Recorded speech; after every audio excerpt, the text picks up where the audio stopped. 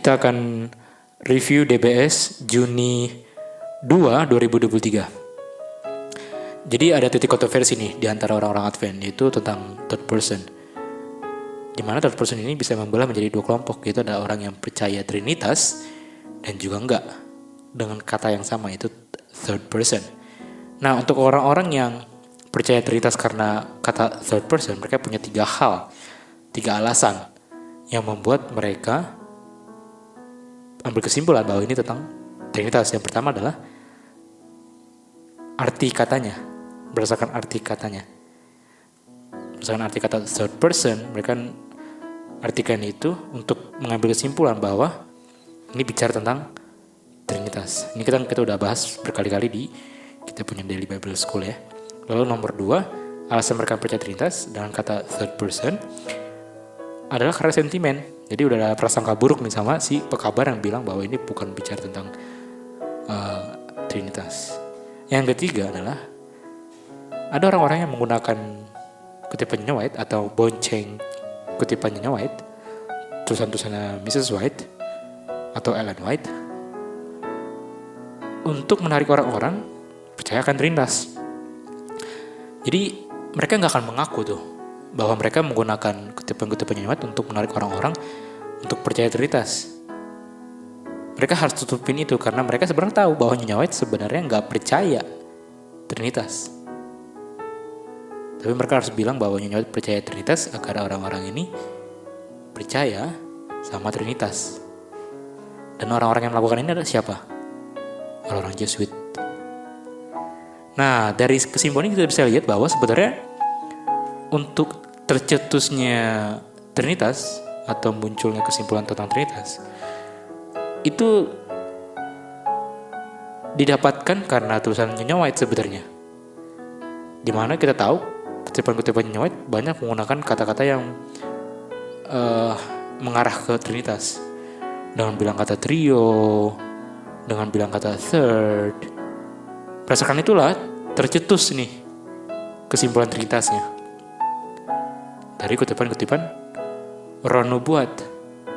Jadi karena munculnya dari kutipan Roh Nubuat lah untuk mereka percaya Trinitas dengan kata-kata trio dan third dan sebagainya, kita justru akan menggunakan kutipan Nyonya White juga untuk menumbangkan mereka punya kesimpulan bahwa Nyonya White percaya Trinitas.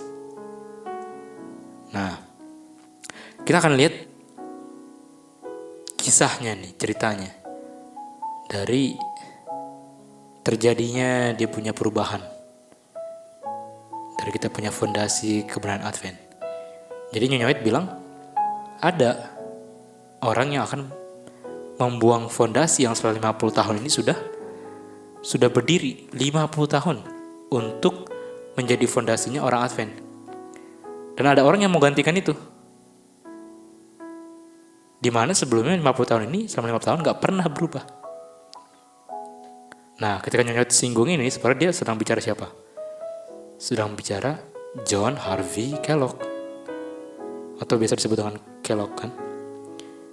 Nah, sebenarnya perubahan ini gak perlu terjadi, atau fondasi ini yang selama 50 tahun berdiri ini gak perlu dibuang kalau seandainya setelah 50 tahun fondasi ini yang selama 50 tahun berdiri, setelah 50 tahunnya ya, itu terus diajarkan terus menerus kepada generasi berikutnya. Jadi mereka akan tahu terus apa sih fondasi yang 50 tahun sudah berdiri ini. Seandainya diajarkan terus menerus, fondasi ini gak akan dibuang atau gak akan berubah. Dan ini jangka waktu untuk diulang-ulangnya bisa setelah 50 tahunnya atau selama sebelum Nyonya White mati. Ini kan konsepnya sama dengan 2 Peter 1:12 ya, dimana kalau diulang-ulang diajarkan terus-menerus ya gak akan dibuang, tapi justru akan makin establish, makin berfondasi. Nah, di BCL 81 paragraf 3, Nyonya White bilang akan terjadi perubahan sweep away, akan ada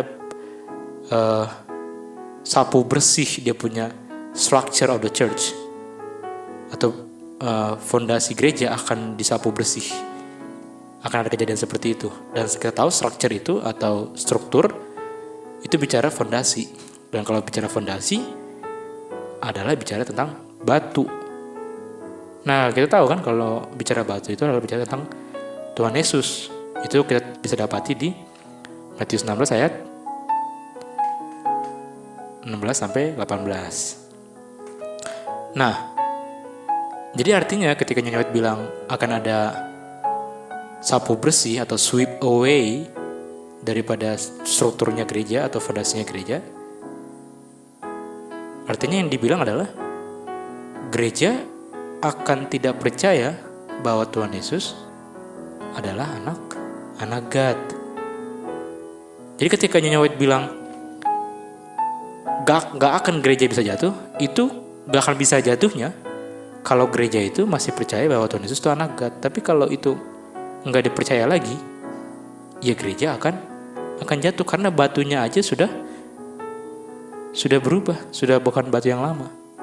Yang mana yang batu itu yang selama 50 tahun sudah berdiri. Nah, kita bisa lihat bahwa perubahan untuk mengarah kebenaran ke arah Trinitas itu nggak mungkin terjadi karena ada ayat-ayat yang mendukung itu. Kita bisa dapati di 1 John 2:22 di mana dibilang kalau kamu denied atau menyangkal anak, kamu juga menyangkal Bapa. Apakah mungkin ayat ini berubah sering dengan perjalanan waktu? Karena mereka bilang bahwa Nyonya White berkembang, dia punya kebenaran. Artinya kalau mereka bilang Nyonya White berkembang, dia punya kebenaran, atau mereka bilang bahwa Nyonya White tidak lagi percaya Tuhan Yesus sebagai anak Bapa, artinya mereka bilang ayat 1 John 2:22 ini bisa berubah. Apakah itu mungkin terjadi? Lalu kita tahu juga bahwa hanya orang yang percaya Tuhan Yesus anak Bapa lah yang menang. Apakah mungkin ayat ini dirubah juga hanya untuk memperkuat alasan bahwa kebenaran itu selalu berkembang, termasuk juga Nyonya White? Nggak bisa kan? Nah, kalau Nyonya White berubah, di mana Nyonya White tidak percaya lagi Tuhan Yesus sebagai anak God, disitulah baru apa? Fondasi gereja berubah, atau gereja bisa jatuh. Jadi kuncinya gereja bisa jatuh atau enggak, gereja bisa berdiri atau enggak, itu adalah dari pengertian apakah Tuhan Yesus anaknya Bapa atau enggak. Sampai jumpa di review selanjutnya. Bye-bye.